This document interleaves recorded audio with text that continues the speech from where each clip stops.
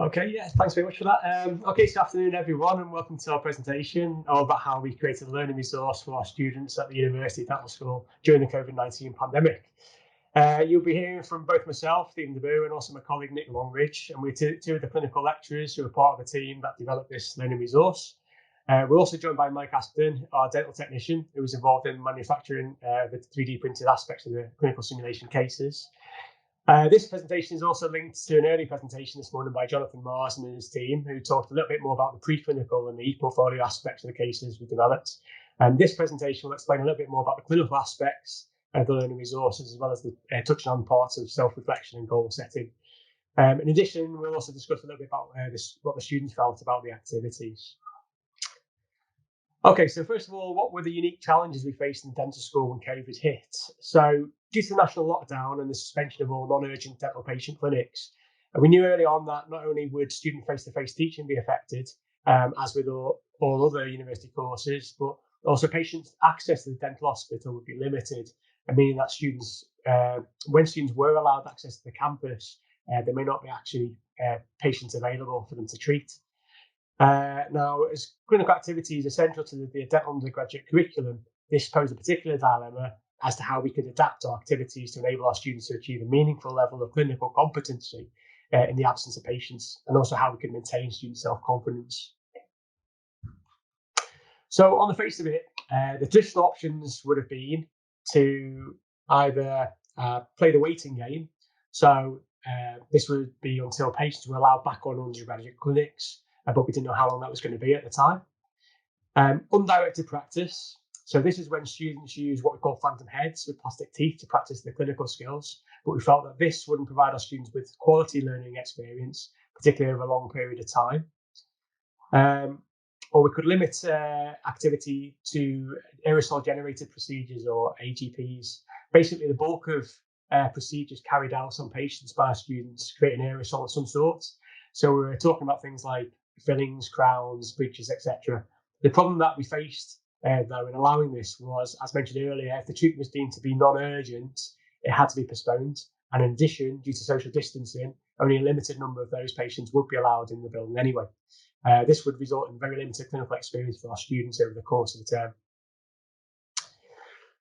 So what was the traditional approach to non-patient clinical sessions? Well, as an example, pre-COVID, if during a timetable patient session, patient failed to show up, a student had the opportunity to carry out skill practice using the phantom head. The student was asked what activity they would like to perform and given feedback accordingly on completion of the exercise.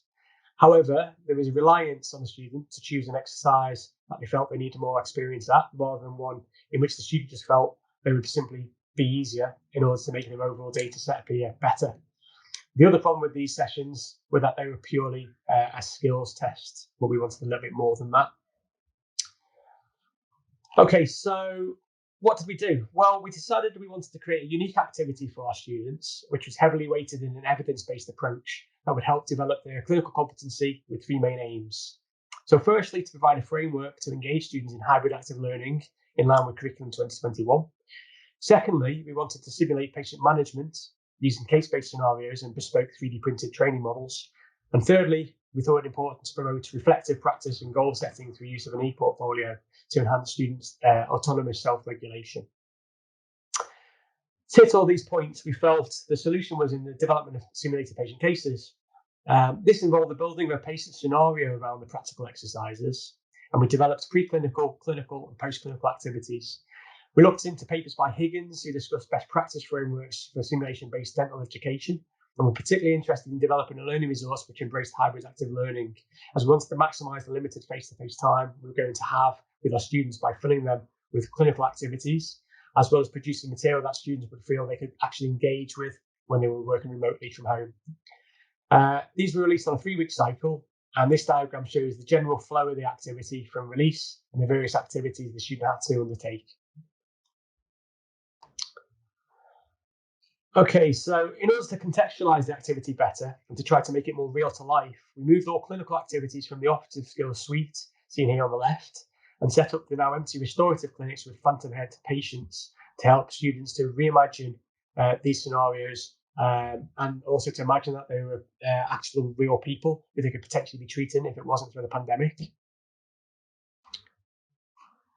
The preclinical material consisted of a complex patient history for each simulated patient case. And during the face-to-face clinical session, the student would then perform the associated treatment based on the case.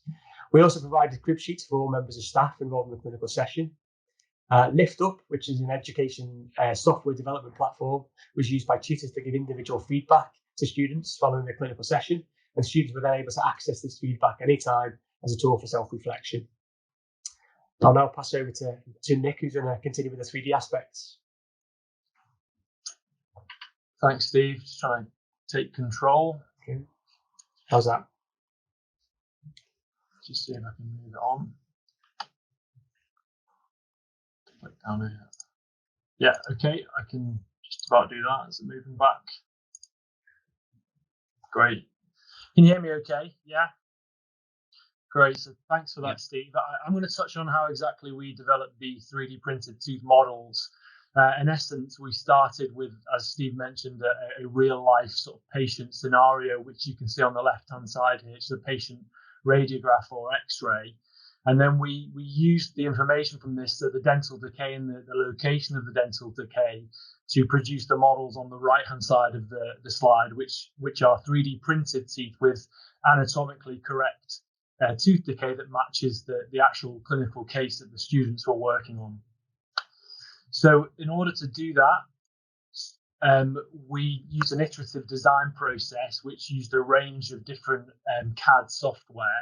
The first stage, as I mentioned, involved identifying the specific anatomical features that we wanted to recreate.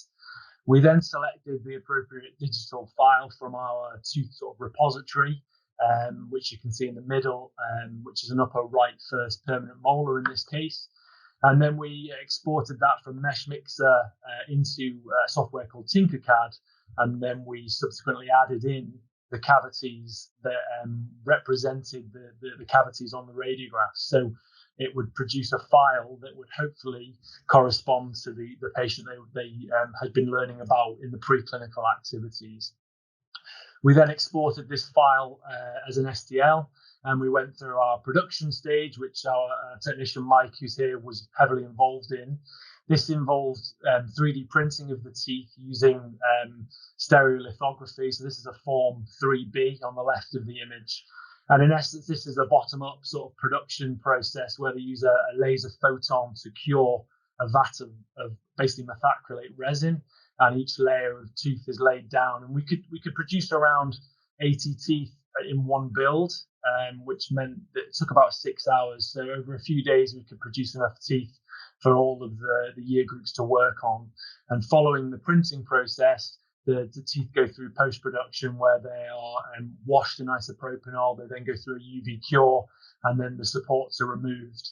And we subsequently added our simulated decay to the models, and we used a mixture of dental stone and food coloring and knotting solution to try and simulate decay, which has obviously got a different texture to straightforward tooth dentine or enamel.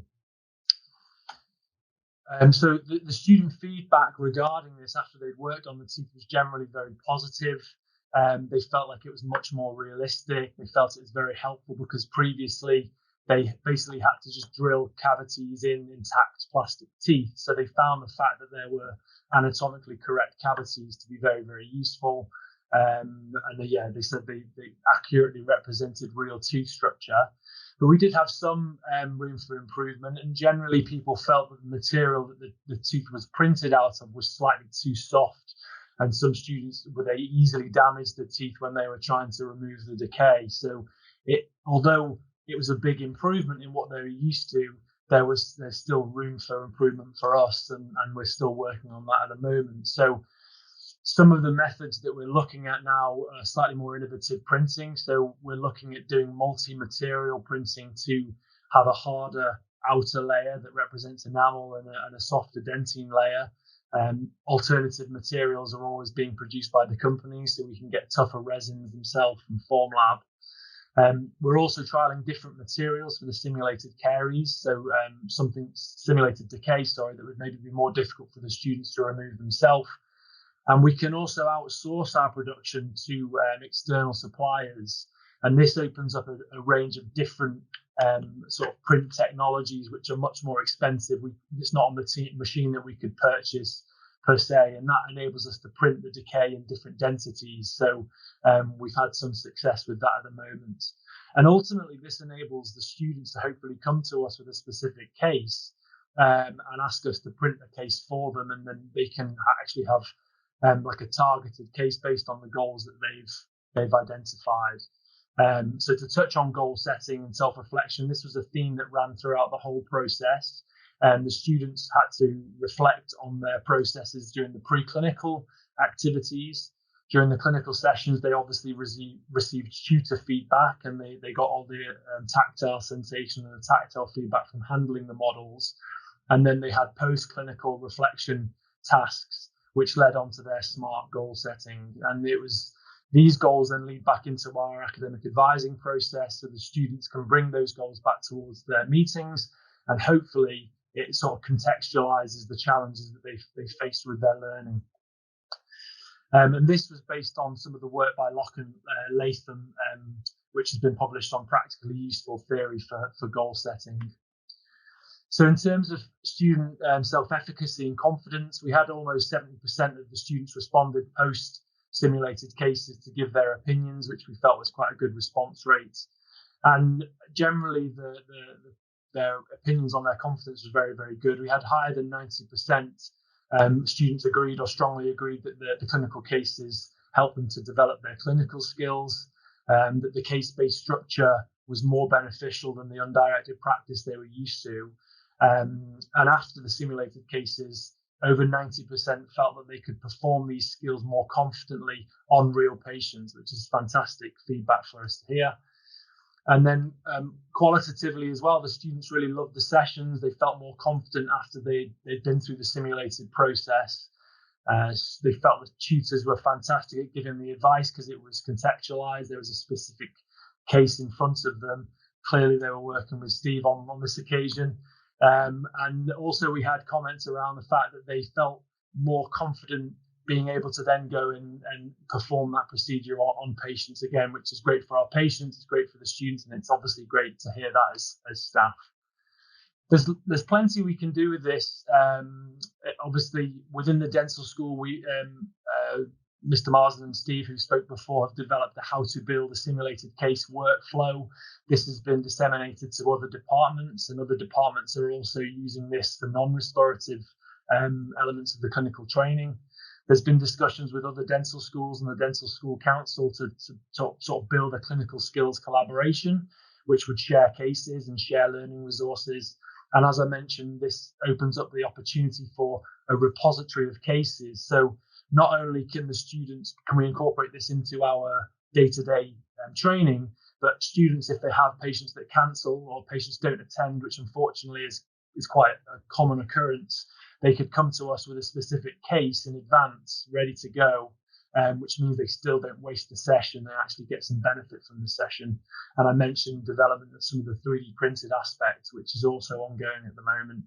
And we feel this is applicable to a number of other clinical disciplines. So any discipline where you could have some sort of practical test, obviously the pre-session activities and the workbooks that we've developed could also have some 3D printed elements in additional fields and beyond. So there's a list of references if anyone's found some of these things we've discussed useful. And just like to thank you for taking the time to listen to us and hear about our simulated cases. Okay, thank you very much, Stephen and Nicholas. That's fascinating. I think you've just addressed Catherine's question that she posted in the chat then about it being used outside of dentistry. So I don't know if you meant to do that or not, but anyway, I think you've answered their question. So thank you for that. I'm just wary of the time. It went a little bit over there. So unless there's any other questions, I just want to thank Stephen and Nicholas. That's really interesting. And I think it's great that the students obviously have reacted really well to the new approach, and you got some great feedback. So thank you for sharing that with us.